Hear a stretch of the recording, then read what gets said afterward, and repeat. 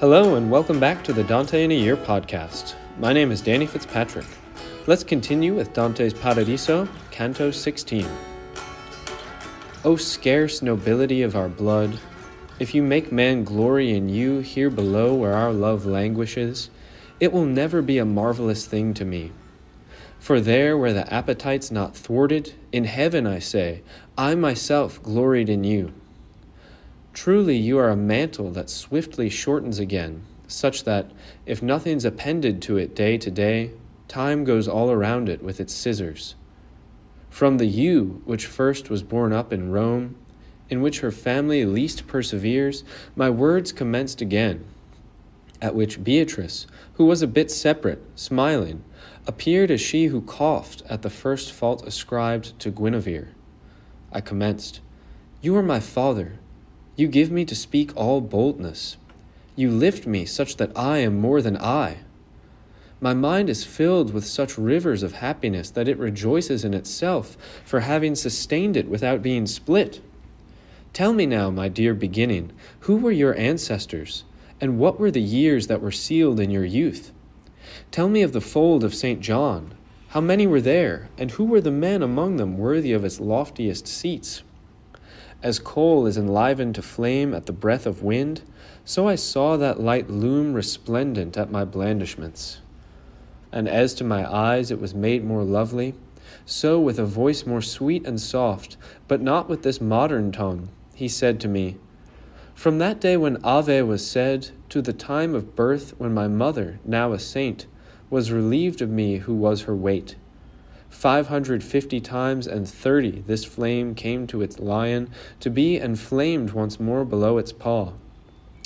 My ancestors and I were born in the place where those who career in your annual games first come upon the last bend. Let it suffice to hear this of my elders. Who they were and whence they came then, it's more honest to be silent than to reason. All those who were there at that time able to bear arms between Mars and the Baptist were a fifth of those alive there now. But the citizenry, which now is mixed with the Campi, with Certaldo and Figline, was seen to be pure to the last artisan. Oh, how much better it would be for these people I speak to be my neighbors, and to have confined themselves to Galuzzo and Trespiano, than to have them within, and to sustain the stink of the rude one of Agulion, of that one of Signa, who already has the eagle's eye for barratry. If the people most malignant to the world had not been a stepmother to Caesar, but benign as a mother to her son, so one is made a Florentine, a merchant and a money changer, who would be turned back to Semifonte, there where his grandfather went on the hunt. Monte Murlo would yet be of the Conti, the Cerchi would be in the seat of Accone, and the Buon del Monte, maybe, in Val di Greve. The confusion of its people was ever the principle of the evil of the city, as gluttonous eating is the seed of yours. The blind bull is more likely to fall than the blind lamb, and many times the one blade pierces better than 5. If you regard Luni and Urbisalia, how they've vanished, and how Chiusi and Senigallia come after them if they don't change course, to hear how the houses are unmade, will not appear a new thing nor hard, after even cities have their ends. All your cares have their deaths, as do you, but it's concealed in each that longer endures, as lives are short. And as the revolution of the heaven of the moon covers and discovers the shores without repose, so does fortune with Florence. So that it ought not appear a marvelous thing that I should speak of the lofty Florentines for whom fame is obscured in time. I saw the Ughi and I saw the Catellini, Filippi, Greci, Ormani, and Alberici, illustrious citizens already in decay. And I saw as grand as antique with Della Sanella, that Dell'Arca, and Soldanieri, and Ardinghi, and Bostichi.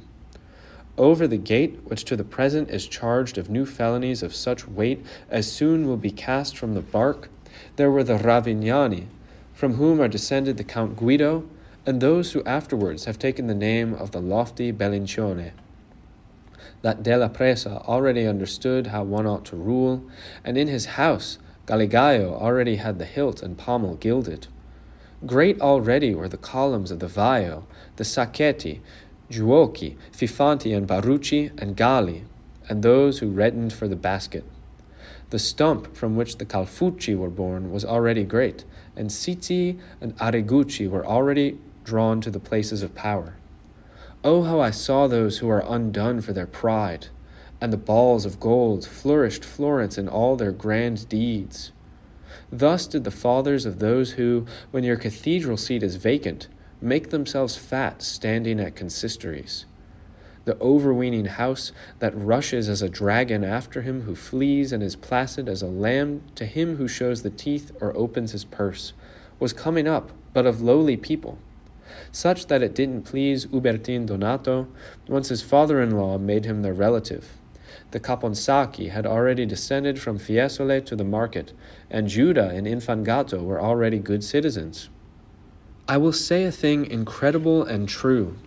The little circle within was entered by a gate which was named for those della Pera. Each one who bore the lovely insignia of the grand baron whose name and whose praise are reinforced at the feast of Thomas had knighthood and privilege from him. But it's come to pass that he who's bound with a fringe draws up today with the people. Already Gualterotti and Importuni were there, and the Borgo would be still quieter had they not hungered for new neighbors. The house of which your sorrow is born, which has brought you death through just disdain and put an end to your light life, was honored, it and its consorts. O Buondelmonte, how ill that you fled her nuptials for the other's comforts. Many would be light who are sad if God had conceded you to the Ama the first time that you came to our city. But it came to be, at that broken stone that guards the bridge, that Florence should provide a victim in the end of her peace. With these people, and with others alongside them, I saw Florence set in such repose that she had no occasion whence she might weep. With these families I saw her people glorious and just, such that the lily had not yet been set backward upon the lance, nor turned vermilion in division.